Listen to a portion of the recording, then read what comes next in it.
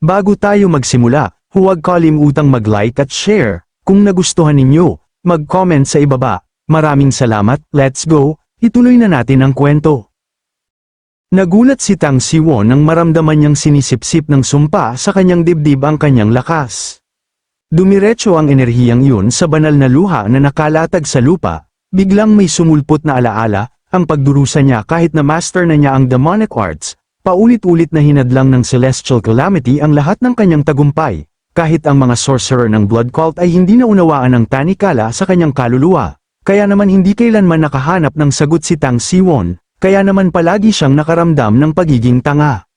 Pero may tinig sa kanyang isipan na mula sa blood demon na nagsabing, wala kang dahilan para takasan ito. Ipinahayag ng pareho ng blood demon na ang calamity ay isang pagpapala at hindi pabigat. Sa sandaling yon, tuluyang naunawaan ng ang bida na hindi ito sumpa, hindi tinupok ng kanyang sining ang calamity, mas pinili pa nito ang enerhiyang ibinubuga nito. Kaya ngayon, nagtaka siya, ano kayang nakatago sa mga labi ng banal na antas?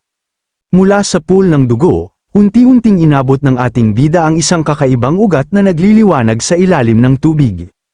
Hinugot niya ito at mariing tinitigan, habang tinitigan niya ito, unti-unting niyang natuklasan na ang ugat na ito ay laso na gawa mula sa mga kaluluwang puno ng puot, ngunit, isang malakas na ugong ang yumanig sa buong kuweba, biglang gumuho ng marahas ang paligid, tumingala si Tang Siwon, nag-aalalang ang bilis ng pagguho, napagtanto niyang mas mabilis ito kaysa sa inaasahan niya, wala nang ibang pagpipilian, ipinusta niya ang lahat sa Celestial Calamity Ginseng.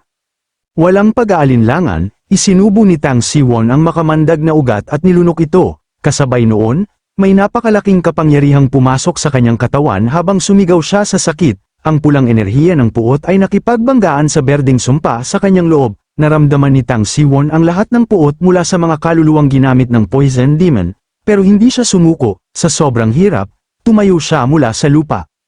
Naalala niya ang pagiging panday sa kanya, saad pa niya sa kanyang sarili na, kung susuko ako, hindi na ako dapat nagsimula, bumalik sa kanyang isipan ang nakaraan, ang pagsusumikap niya bilang isang manggagawa, ngayon, plano niyang gamitin ang kanyang kalasag upang pagsabungin ang dalawang enerhiya, kahit nagsusuka ng dugo, naghanda ang bida, sumigaw siya sa sakit habang ang berde at pulang enerhiya ay nag-aaway sa loob ng kanyang katawan.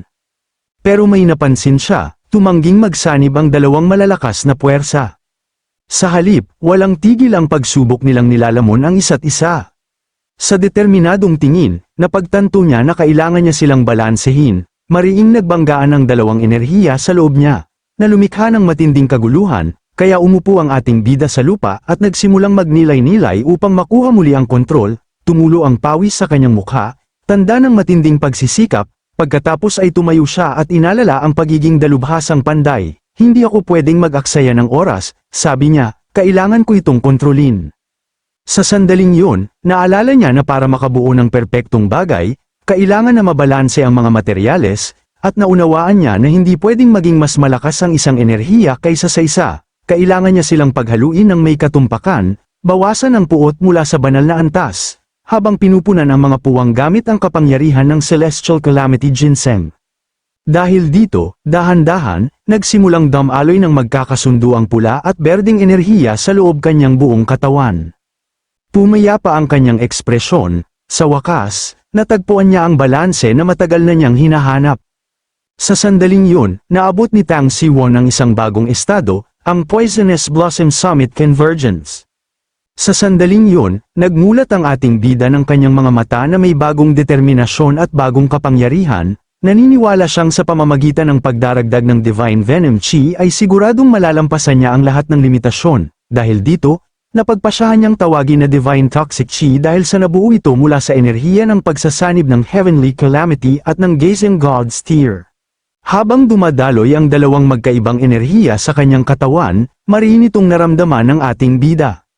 Sa unang pagkakataon sa buong kasaysayan ng kanyang buhay, nalampasan niya ang tinatawag na Heavenly Calamity, isang pagsubok na tila hindi kayang tawirin ng karaniwang nilalang, naipon niya ang bagong lakas mula sa panibagong chi na kanyang nakamit, at sa sandaling yun, napangiti siya, mariin niyang binigkas, puno ng yabang at pananabik, ano kaya ang mangyayari kung mas marami pa akong makalap na ganitong kapangyarihan?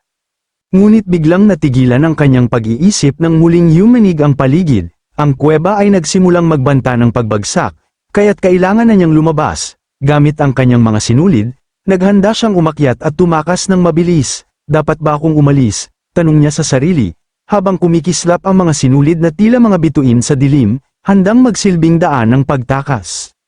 Samantala, sa labas ng kuweba, tuluyang naharangan ng mga bato ang pasukan, lumuhad sa desperasyon ng isang alagad, humihingi ng tulong, nagulat siya, pati ang mga reinforcement, nang makita ang saradong lagusan, kailangan nating pilitin ang daanan papasok, sigaw ng dalaga, puno ng tapang, ang anumang pagkaantala ay maaaring maging kamatayan.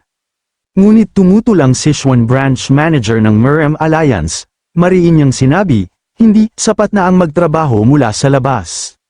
Nang marinig ito, agad sumabat si Jiumhua, mariin niyang sinaway ang branch manager, dinala kita rito para wasakin ang formation, tapos ganyan ka lang kabagal, sinusubukan mo bang pabayaan ang isang kasapi ng alyansa? Nagngalit ang branch manager, sumabog sa galit, oo, iniiwan ko sila, kahangalan ang pumasok doon, tinuro niya ang kuweba, sabay sigaw, paano naman tayo papasok dyan, nagwawala na ang lasong enerhiya, kung may mangyaring masama, ikaw ba ang mananagot?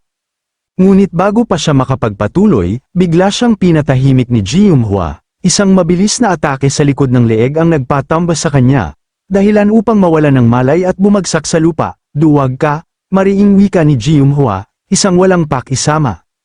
Mula sa gilid, isang lalaki ang sumubok pigilan ang patriarch ng Tang family na pumasok sa mapanganib na kuweba, umalis ka sa daan, utos ng pinuno ng angkan, nakiusap ang lalaki na mag-isip muli. Ngunit sa mabangis na tingin, hinulit ng patriarch ang kanyang utos, mariin siyang pinaalalahanan, ano ang mangyayari sa angkan kung mawala ka, ngunit hindi nagpigil ang pinuno ng pamilya. Anong pinagsasasabi mo? Naghihintay sa loob ang young master. Lumapit si Jiumhua, mahinahon ngunit matatag. Tumabi ka, wika niya sa patriarch ng Tang, papasok ako sa kuweba kasama siya. Nang marinig ito, agad nagboluntaryo ang dalawang babaeng alagad na sumama, handang gamitin ang kanilang kakayahan, ngunit biglang yumanig ang lupa, napatingin sila sa pasukan ng kuweba, isang napakalakas na pagsabog ang sumabog, nagpalipad ng alikabok at mga bato sa lahat ng dako. Ipinagtanggol ng dalawang dalaga ang kanilang sarili gamit ang kanilang mga nakakros na braso, tila mga mandirigmang handang salubungin ang unos. Nang hamupa ang alikabok, tumambad sa kanilang mga mata ang ganap na pagguho ng kuweba, tila mismong bundok ay bumigay sa bigat ng kapalaran. Dalawang mandirigma ang nanlumo, ang kanilang mga sigaw ay parang sugatang ibon na nawala ng pakpak, sapagkat si Tang Siwon ay naiwan sa loob ng bumagsak ang lahat. Ang patriarch, puno ng desperasyon, ay hindi makapagsalita, ang kanyang mukha ay larawan ng pag-aalala at pangungulila, nang siya'y mahilo, isang dalaga ang samalo sa kanya, ngunit tinakpa niya ang kanyang mukha sa dalamhati, at mula sa usok, mula sa durog na bato, may isang silweta na unti-unting lumitaw. Tingnan niyo, may lumalabas, sigaw ng isa, at gamit ang mata ni Du Hayong, nagtanong siya sa sarili, si Tang Siwon ba yun? Ngunit biglang napasigaw ang isa sa mga lalaki, sapagkat ramdam niya ang makamandag na enerhiya na bumabalot sa figura, agad na pumwesto ang patriarch, ang kanyang tinig ay kumulog, maghanda kayong lahat, inilabas ng mga alagad ang kanilang espada, at sumunod ang iba pang mandirigma, handa ang kanilang mga sandata na parang kidlat na naghihintay sa unos. Ngunit si Jiumhua ay pumihil kay Du Hayong, subalit siya'y mabilis na itinulak pabalik, tumakbo ang dalaga sa harap ng grupo, ang kanyang tinig ay parang kampana, ibababa ninyo ang inyong mga sandata, hindi yan ang poison demon. Nang lumino ang alikabok, nakilala ng isa ang mga sintomas ng supreme poison, at inutusan ng lahat na umatras, ang patriarch, puno ng desperasyon, ay sumigaw sa pangalan ni Tang Siwon. Iniunat ni Tang Siwon ang kanyang kamay, ang kanyang tinig ay mahina ngunit matatag, huwag kayong lalapit, siya'y lumuhad, nakikiusap na manatiling malayo ang lahat, ngunit isang kamay ang damapo sa kanyang dibdib. Tinutulungan siyang tumayo, si Duyong, ang babaeng alagad, nandito ako para tumulong, wika niya, ang kanyang mukha ay larawan ng pagkabigla at matinding pag-aalala, mahigpit niyang hinawakan si Tang Siwon, na worry mamamatay na anumang sandali. Sa isang mahinang ngiti, iminulat ni Tang Siwon ang kanyang mga mata, at ang buong karamihan ay sabay-sabay na tumawag sa kanyang pangalan, puno ng pag-aalala, puno ng pag-asa.